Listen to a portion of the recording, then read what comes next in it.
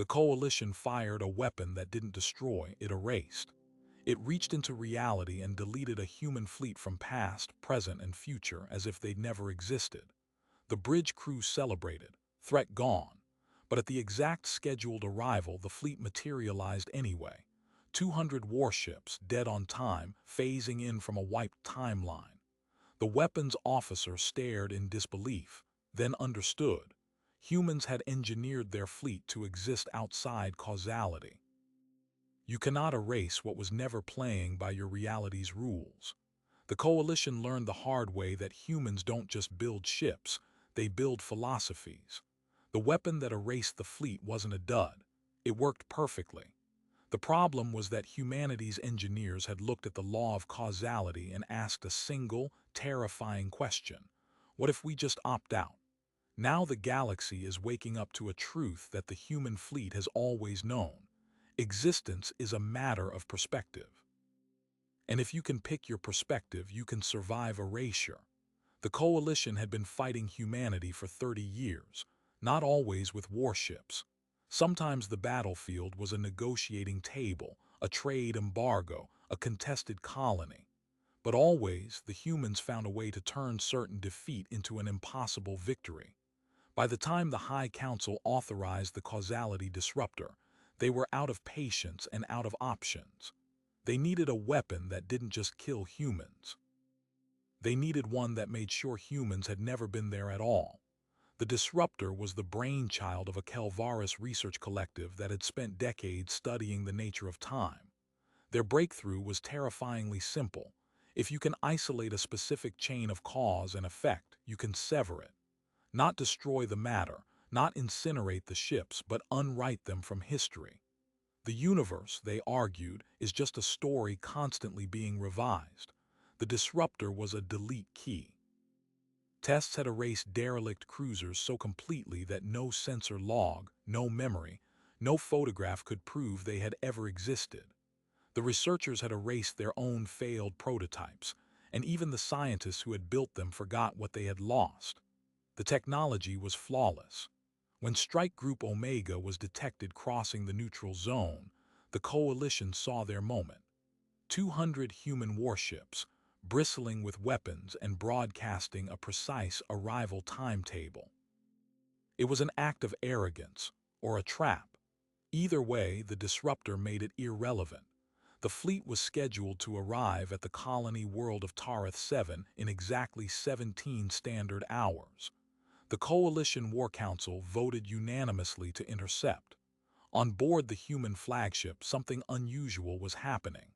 The command crew performed no evasive maneuvers, engaged no stealth systems, issued no frantic countermeasures.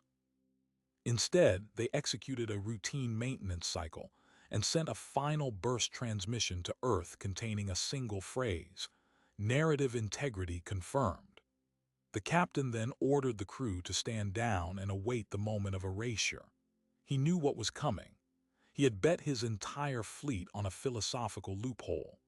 The causality disruptor fired from the coalition dreadnought Eternal Vigil at 1400 hours. A wave of silent distortion spread across the void and enveloped the human formation. The ships simply stopped being. One instant they were there on every scanner, the next they were gone. Tactical displays blanked. Debris fields did not form because there had never been anything to create debris. The weapon officer reported total success. The crew exhaled. For the first time in a generation, they had beaten humanity at its own game. But a junior analyst noticed something strange.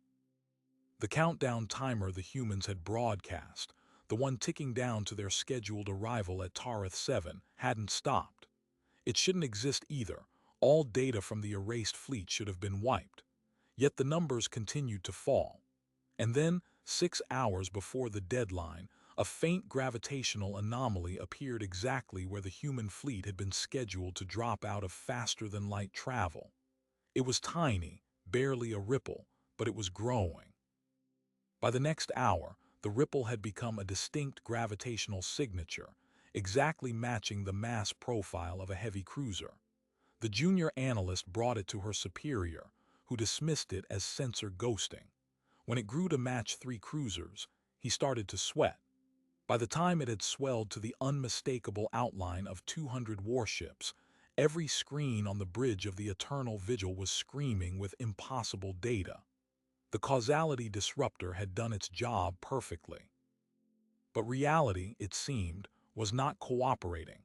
The coalition's top temporal physicists were convened in an emergency session. Their initial conclusion was that the disruptor had malfunctioned, but full diagnostics came back clean. The weapon had successfully isolated and terminated every causal thread linking the human fleet to the present. From the universe's perspective, those ships had never existed. The only explanation was that the fleet hadn't been anchored to standard causality in the first place. The humans had found a loophole. To understand how, you have to rewind to a classified Earth project known as the Ontological Framework Initiative. 6 years earlier, a team of human philosophers, quantum information theorists, and narrative engineers had posed a simple question: what determines existence? They concluded that existence isn't a physical property, but a cognitive one. Things exist because they are observed, remembered, and most importantly, because they are part of a story. If you could encode a fleet's existence into a self-sustaining narrative loop, independent of any external observer, then no deletion from outside could truly erase it. The fleet would exist because it believed in its own story. The humans built the fleet around a core principle: narrative primacy. Every databank, every crew log, every transmission was tied to a distributed ledger that recursively verified the fleet's reality. The final step was broadcasting an arrival schedule to the entire galaxy. That schedule became a promise, a story told universally. When the Coalition fired the disruptor, they erased the physical ships and their past, but they could not erase the story. And as long as the story remained, the fleet had a gravitational pull on the future. It was going to arrive because it had said it would. The anomaly continued to condense. The gravitational curves sharpened into hull contours. The first flickers of solid matter appeared as ghostly afterimages, like light refusing to die. Coalition weapons officers trained their guns on the coalescing fleet, but firing at it would be an act of panic. The science officer, a Kelvaris named Dr. Verith, finally spoke the words everyone dreaded. The fleet isn't regenerating. It was never destroyed. It exists in a state of causal independence. We can see it because we're being forced to acknowledge that we couldn't have stopped it. Our own awareness is pulling it back into being. Verith's analysis triggered a chilling realization. The Coalition hadn't just failed to destroy the humans. They had become an active participant in the fleet's resurrection.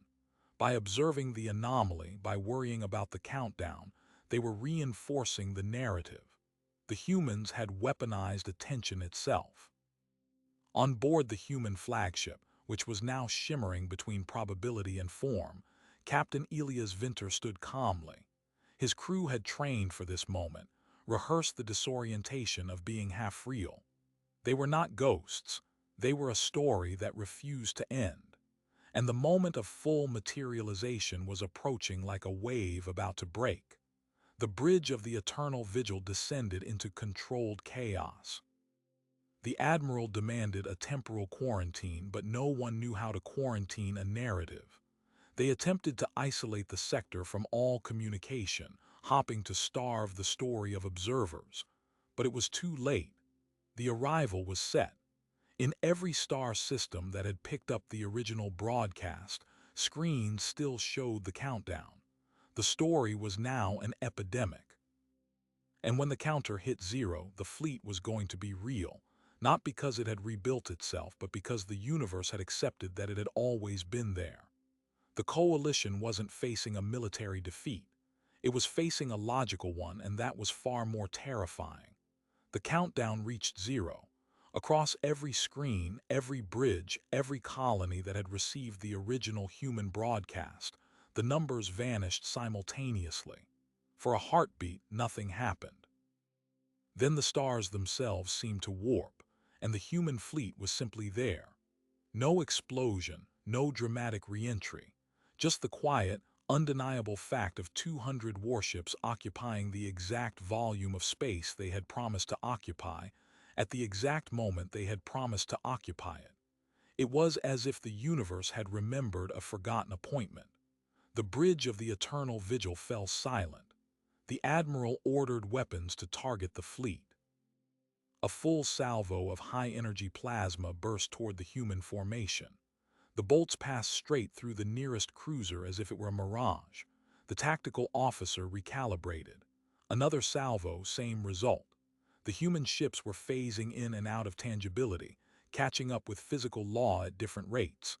Then, in a unified blink, all 200 vessels solidified simultaneously. The first coherent message from the human flagship crackled across every channel. "We told you we'd be here. Did you really think we'd miss our own deadline?" Captain Elias Vinter stood at the center of his bridge, watching the feeds as coalition officers scrambled. His fleet had just become the first military force in history to survive erasure, and he knew the psychological impact was far more valuable than any torpedo. The Ontological Framework Initiative had predicted this exact sequence. Erasure attempts would reinforce narrative coherence. Observation collapses reality into a stable state. And the more witnesses, the stronger the fleet's existence became. The coalition hadn't just failed to destroy them. It had, through its own surveillance, guaranteed their return. But the coalition did not yet understand the full horror of what they were facing. Dr. Verith, the Kelvaris science officer, had been running continuous analysis. She had discovered that the causal disruptor's failure wasn't a failure at all. It had functioned perfectly. The human fleet had simply been immune. She traced the logic backward and found the smoking gun. Embedded in the disruptor's original research was a set of theoretical boundary conditions that looked like elegant solutions to stability problems. They had been proposed by a visiting researcher from a neutral species decades ago. That researcher, it turned out, had been a human operative. The entire weapon had been a Trojan horse. Verith's findings reached the Admiral just as the human fleet began moving toward Tarith 7. They were not attacking. They were just proceeding exactly on schedule as if nothing had happened. The immense psychological weight of that casual advance was devastating. The coalition had thrown its ultimate weapon at them and they hadn't even flinched. Worse, the fleet's data signature began to change. Each human ship started broadcasting a low-level ontological field, a kind of reality resonance, that caused flickering distortions on coalition scanners. At first it seemed defensive. Then the forward frigate, the observer's lament, suddenly vanished from every screen. Not erased, but selectively unobserved. The humans had just demonstrated that they could control who could perceive them, and by extension, who could exist in their narrative. The Admiral called an emergency withdrawal. The coalition armada, which had gathered to witness the end of humanity, was now fleeing from a fleet that had never even fired a shot. The retreat was chaotic, but it did not matter. The human fleet did not pursue. They simply continued to Tarith 7, broadcasting a new message. This one was addressed not just to the coalition, but to every species in the galaxy. It was an invitation to a new kind of council, one where the topic of discussion would be the rules of reality itself. Humanity, it seemed, had always known how to edit the story. They had just been waiting for someone to try writing them out first. The Kelvaris Collective, whose disruptor had started the debacle, immediately called for a summit.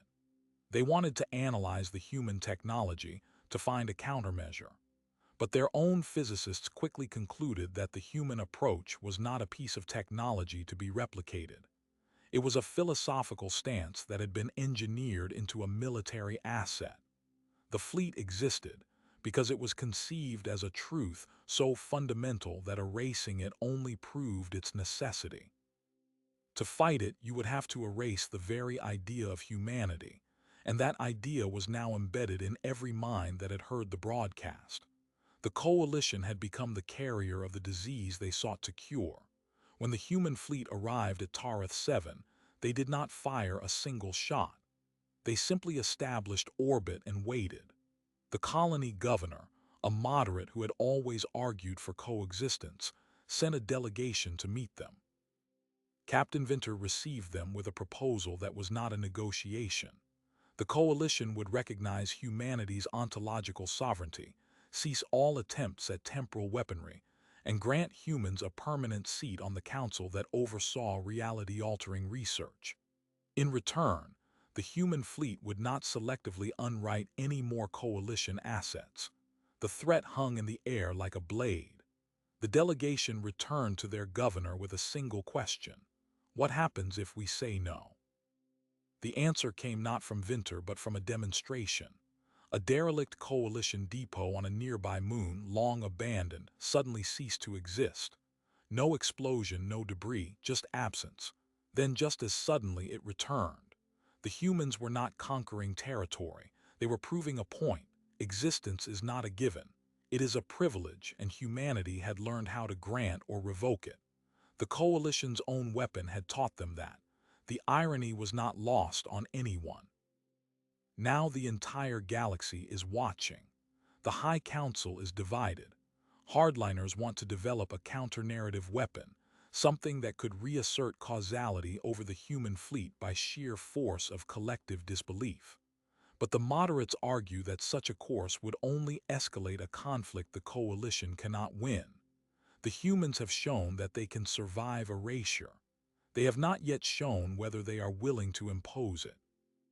And that uncertainty, more than any weapon, is what keeps the council chamber in a state of suspended dread. The next session will determine the future of 100 civilizations, and every delegate knows the vote will be about more than peace. It will be about who gets to write the story of what is real. The High Council convened in a chamber that had not seen genuine fear in centuries. Delegates from 400 species took their seats, but every gaze was fixed on a single empty chair at the central table, the seat reserved for humanity. Captain Vinter had accepted the invitation, but he had made it clear that he would attend on his own terms. The terms, as it turned out, were that the Council would acknowledge on record that the human fleet existed, not as a concession, but as a statement of objective fact. The vote on that acknowledgement was the first item on the agenda, and it passed with chilling speed. The coalition had no choice. Everyone had seen the fleet. To pretend otherwise would be to deny their own senses, and that denial would only strengthen the human narrative. Vinter entered the chamber not as a conqueror, but as a philosopher who had just proven his thesis. He spoke without notes, without the posturing typical of diplomatic addresses. He told the council that the ontological framework initiative had not been designed to win a war. It had been designed to end the concept of war as a competition of destruction. For centuries, every species in the galaxy had assumed that existence was a given, and that the only way to resolve conflict was to unexist the enemy. Humanity had simply pointed out the flaw in that logic. If you can be erased, you were never truly real. And if your opponent cannot be erased, then you have no enemy, only a permanent neighbor. The silence that followed was not hostile, it was contemplative. The Kelvaris delegation, the very architects of the causality disruptor, asked for permission to speak. Their chief scientist, an elder named Murith, made a confession that shook the chamber. The visiting researcher who had contributed the boundary conditions that made the disruptor viable was not just a human operative. She was a temporal emissary from a future where humanity had already won this argument. The disruptor had been designed, from its inception, to fail against the human fleet, because its own equations contained the seed of a reality that could not be erased. The humans had not sabotaged the weapon. They had written the destiny of its failure into the mathematics itself. The revelation reframed everything. The coalition had never been fighting a conventional enemy. It had been playing a game where the opponent had already moved the finish line. And now, standing in the aftermath, The Council realized that the true purpose of the conflict was not to destroy humanity, but to discover whether the galaxy was capable of coexisting with a species that had transcended destruction. Vinter then made an offer that was not a demand. He proposed a new institution, the Ontological Accord, a permanent council of narrative engineers drawn from every species, tasked with safeguarding the fabric of shared reality. No more causality weapons. No more erasure technology controlled by any single government. Humanity would share the ontological framework, not as a gift, but as a common infrastructure. The fleet would remain as a guarantor, not of human supremacy, but of the Accord's integrity. If any species attempted to weaponize existence against another, they would find that the story had already accounted for them, and that their own erasure was merely the conclusion of a narrative they had chosen to write. The vote to ratify the accord took 3 days of deliberation. Hardliners walked out. Moderates wept. Pacifists embraced the logic as a form of final peace. In the end, the accord was signed by an overwhelming majority. Humanity took its seat at the central table, but not as a ruler. As an editor, the fleet that had arrived on schedule never fired a weapon. It had simply proven that the most powerful force in the universe is a promise kept. And then, as the ceremony concluded, a small, almost unnoticed detail emerged from the archives. The original broadcast that had announced the fleet's arrival schedule to the galaxy, the one that had spread across every star system, had been transmitted not 6 months ago, but 300 years ago. It had been traveling at light speed from a region of space where time dilation meant it arrived only decades before the fleet itself. The message had been sent by a generation ship that predated the human faster-than-light drive. The countdown had been set in motion before the coalition even existed. The narrative had been written so far in advance that every subsequent event, including the development of the disruptor, had been an inevitable response to a story already concluded. That final detail has kept philosophers and strategists awake ever since. It means that the human fleet did not survive erasure through clever technology alone. It survived because it had always been part of a loop so vast that no weapon could target its origin. The past, present, and future were already in agreement. And now, with the accord in place, the galaxy must learn to live inside a story that humanity started telling before anyone else had learned to speak. So where does that leave the rest of us? The creatures who thought reality was solid ground. Humanity didn't just survive erasure. They reminded the galaxy that existence is a collaborative effort, a promise made and kept, a story agreed upon. Every civilization that ever worried about extinction might now wonder what keeps them standing. Is it matter or is it memory? The fleet that arrived on schedule was never a weapon of war. It was a mirror. The coalition tried to delete the humans and found itself staring back at its own insignificance. Now the Accord watches over us all, ensuring no one gets written out of the book. But the book itself has an author, and that author might have been whispering before the first star ignited. We live in a story. The only question is whether we learn to tell it together, or wait for the next fleet to arrive and edit us out. If you want to see more realities unravel, subscribe and hit the bell. The next chapter is already writing itself.